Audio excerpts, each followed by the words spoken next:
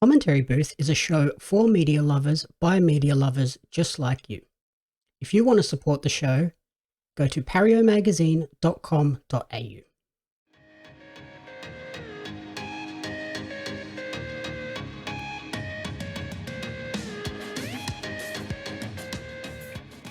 The other movie that's now on Netflix, The Adam Project, 2022 sci-fi action comedy starring another Marvel person, Ryan Ryan Reynolds, Reynolds and and Mark Mark Ruffalo. Ruffalo.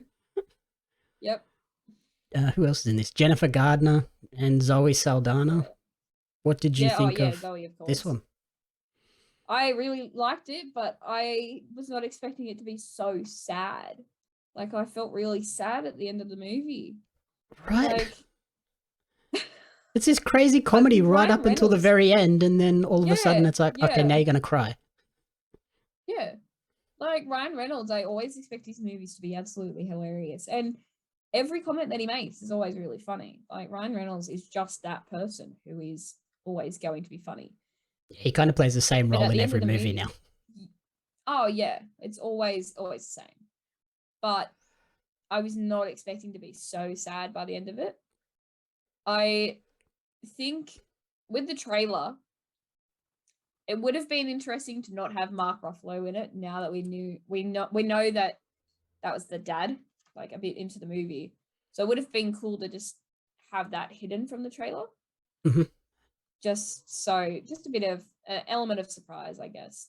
But I did find it quite interesting. It was definitely cool sci-fi stuff.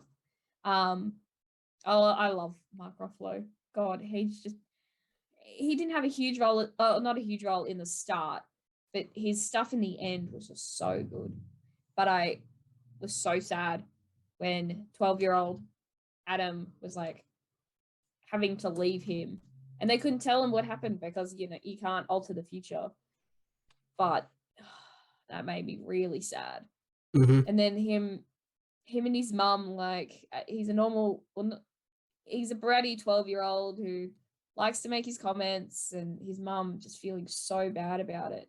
Like with older Adam in the bar, that made me really sad too, because I was like, his mum really does think that he hates her, but it's just how a 12-year-old acts sometimes.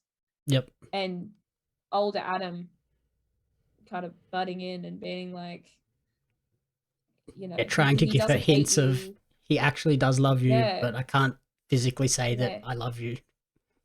Yeah. Because that would be weird coming from a 34-year-old man or however old man. Like, it'd be weird coming from a stranger being like, hey, I'm your son and I do love you. But yeah, that scene broke my heart. But yeah, no, I really liked this movie. I found that the sci-fi bits were good. It had a lot of what's the word? Like, between the 2050 stuff when they came back and then the 2022, the blend of both was really good. Just having all those special guns and stuff like that in And 2022 just looked really nice. the lightsaber that wasn't a lightsaber. Yeah. Yeah. That was pretty funny. Yeah, so like it follows Ryan Reynolds' character, who's Adam, coming back from the year 2050 on a mission to save his wife that went back Life. to 2018 and Yeah. got stuck there or something. But yeah, he crash lands in 2022 and meets his 12-year-old self, and then they go on this crazy adventure to try and basically save the future from collapsing in on itself. Yeah. I want to know how he got shot. Because if he was in the ship, like, did he get shot before he got in the ship? Or was he shot Yeah, they during? don't explain that, do they? It's just like No. I just crashed and He was I'm just shot. shot. Yeah. Like, we were trying to figure out whether or not it was during the ship, because there was no way a bullet could get into a ship and not damage it a lot. But Mm-hmm. it was damaged. But yeah, that didn't really get explained. So it would be interesting to see what happened before the first scene where he was flying it. Yeah, in my head, I just assumed that he got shot trying to get into the base to steal the ship. Yeah. That could be totally wrong. He was I loved, he must have been bleeding out for a while though. yep. I love the Yeah. way that 2050 Adam and 2022 Adam sort of realize that they are the same person as well when they Yeah. kick the fridge shut and they yell at the dog at the exact Yeah. same time, and they just With start looking the at each other same like, words hang and on, everything. are we the same Yeah. person? Yeah. I think it was a really good connection of being like, hey, to not say, hey, I'm older you, but just showing all those little things that only Adam would know. Yep. Especially the way they did yell at the dog. It was like he was technically not breaking any rules because he didn't come out and say like, yeah, I'm you, but enough hints was all Adam needed to be like, yeah, no, that's me. That's just older me. Yep. And I loved Yeah. the scene where the old adult Adam is he stands up for the young Adam with the bullies and just terrifies that Oh yeah. bully so bad. Yeah. That was very fun. I mean, yeah, But he had to let him get beat up, but then as soon as he ran away, he defended himself technically. And I found that super funny, especially how he's just like, "Are you peeing yourself right now?" And he's like, "Yep, yes, I am." That was really funny. and yeah, like I said, I think it's weird since like Ryan Reynolds did Deadpool, he's just kind of been cast in that exact same role ever since. Like Free Guy is basically the same role. This one, he's just Yeah. another wisecracking smartass who just somehow always comes out on top, even though like Yeah. sometimes he looks like he really shouldn't be succeeding in these crazy missions. Yeah. He's definitely got a vibe for his characters now, and I don't think it'll ever go away. Because that's what's I don't want to say that's what's made him successful, but it's what's made him rememberable. Like Yep. people know him because it's like, oh yeah, Deadpool. He's this funny character. Like, and then if they keep playing him like that in each movie, they're going to be like, oh, that's the Deadpool guy. They might not recognize him by his face, but they can recognize him by his mannerisms and the way he acts. And because people may see clips of Deadpool but not see his face, so they'd know just by the way he's acting. And I think he'll never be able to get out of that role ever again. he's stuck in his Ryan Reynolds Deadpool no matter what character he plays. Yeah, and I like it's working for him, so I don't see why he would want to, but it's gonna take like a drastic change doing some crazy dramatic role for him to sort of break out of it, I think, if he ever wanted to. You got to do a really serious role to get out of it. But I don't think he would do anything serious for a while. Yeah, you gotta pull a Sebastian Stan and play a crazy cannibal. Yeah. Yeah. What did you think of Walker Scobell, the 12-year-old Adam? I felt he did a really great job of sort of He did playing so that good. Deadpool crazy silly role as well. Definitely. Yeah, I think he was the perfect person to cast as a young Ryan Reynolds. Because I don't know if you saw it, but there is a clip of the kid reciting the first scene of Deadpool 2, I think it was. He just does it word for word. Apparently he's memorized the whole movie though. He loves Ryan Reynolds and he's seen all these movies and all this, and the fact that he got to play the young Ryan Reynolds, he was just absolutely perfect. They both had the smart ass mannerisms, and I think they, as two actors, they connected really well, especially so young. Like he just did a really good job. Yep. And Jennifer Garner didn't have like a huge role, but I felt like her role was crucial to that story and the big sad moment that we get at the end. Like without her sort of being what all these three guys, their life and world revolves around, their love for her. Without her in this role, that we wouldn't have had that big emotional moment at the end. Yeah, definitely. It was definitely needed. Because yeah, as you said, like they all revolved around her. It was always whatever they did was for her. And at the end of the day, like if it wasn't as sad as it was, it wouldn't have been as memorable.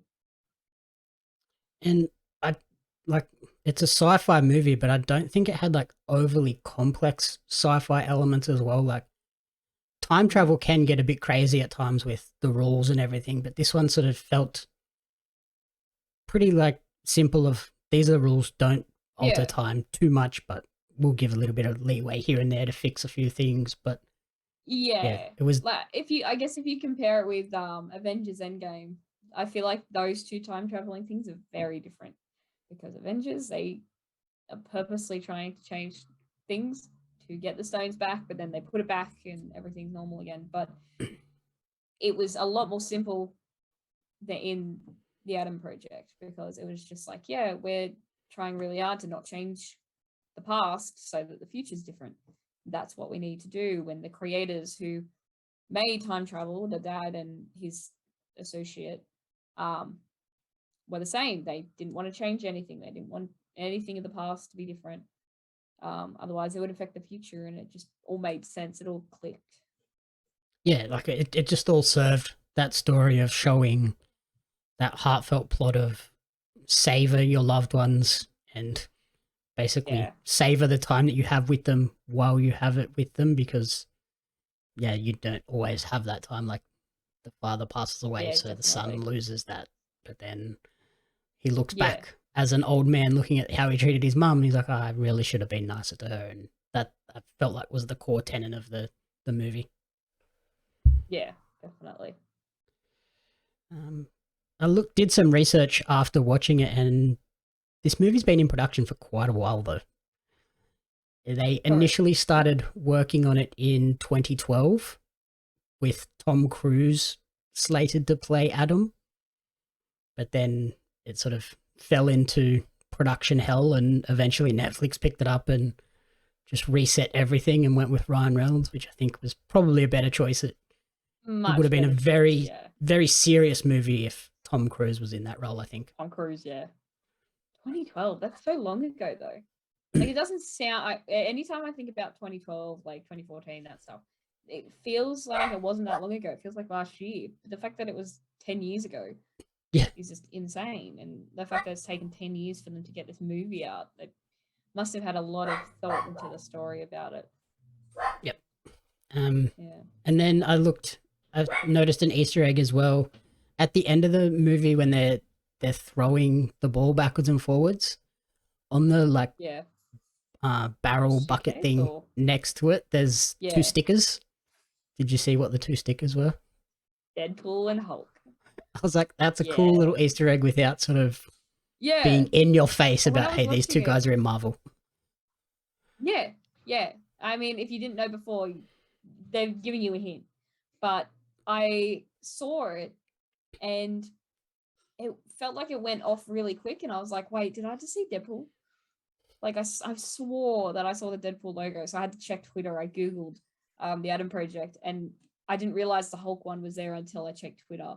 I found that so funny. It's a little Easter egg for the Marvel fans. And I thought that was really cool. Yeah. And It would like, be really interesting to see if we can get that the actor, the one who played young Adam in a Marvel movie, even portraying as young Deadpool, if it's needed. It would be really good to have him in a Marvel movie, I reckon. that'd be a really cool, like random crossover that not a lot of people would pick up on Yeah, the Easter egg, but the ones that do be like, hey, they were all in a movie together 4 years ago. yeah, yeah, I like stuff like that where it sort of it puts it in the universe without putting it in the universe, but yeah, cool little yeah, crossovers. yeah. It's nice just to see the Marvel movies kind of be acknowledged only in a small way. Just to be like, oh, okay, so this is technically part of the Deadpool universe. Does that mean like Adam and Deadpool might meet up one day? Like you never know what could really happen, Especially especially now with that how Marvel multiverses is are coming now. in. Yep. Yeah, you never know what can happen these days. I'm very excited for Doctor Strange, so that'll, I think, answer a few questions. Yep. Yeah, this one kind of felt like a Marvel movie without being a Marvel movie, which was cool. Like I really did enjoy this movie. Yeah, Although it did yeah, it was a good feel like it went ride. on just a tad too long though. Yeah, some things could have been cut out, but I think at the end of the day, like everything was kind of needed, and it was a good story, and especially having the dad be the person who created everything, I liked that a little bit as well, and they got to see him again, and that was a really nice touch to the story. Yep. Okay, so yeah, that's everything for this week. What would be your top recommendation out of these two movies? I'm gonna say the Adam Project just because I really like Fresh, but I don't know if it's everyone's cup of tea. I think the Adam Project is more for everyone. But I'll say the Adam Project out of the two. Okay. Yep. For me, it would be Fresh, just because it exceeded all my expectations and was something that totally different. I don't think a lot of people would go in expecting it to take the twists and turns that it does, but it does it in a way that isn't off-putting for a lot of people as well. Yeah. Alrighty. Thank you everyone for listening to the commentary booth. If you enjoyed the show, please remember to rate, review, and subscribe. You can follow me on social media at JamieAppsMedia and at Pario Magazine. And you can follow Hannah on Twitter at Referee Hannah. Also on Instagram at the same handle. She's all over it. Everything's the same. I'm easy. Referee Hannah and everything. Wonderful. Thank you so much for taking the time to chat with us today, and good luck with everything. And we'll catch you down the road at PWA and Nui Pro. Perfect. Thank you so much for having me. The Commentary Booth is a fan-funded production of Jamie Apps Media. You can support the podcast alongside our magazine, Pario Magazine, on Patreon at patreon.com/JamieAppsMedia. The following people supported at the community support group level or higher, and you cannot fathom how incredibly appreciative we are for their support. Brian and June Hart, Blake Robinson, Rena Renee, Courtney Paulson, Darren Hatcliffe, Jackson Carr, and Tracy Apps.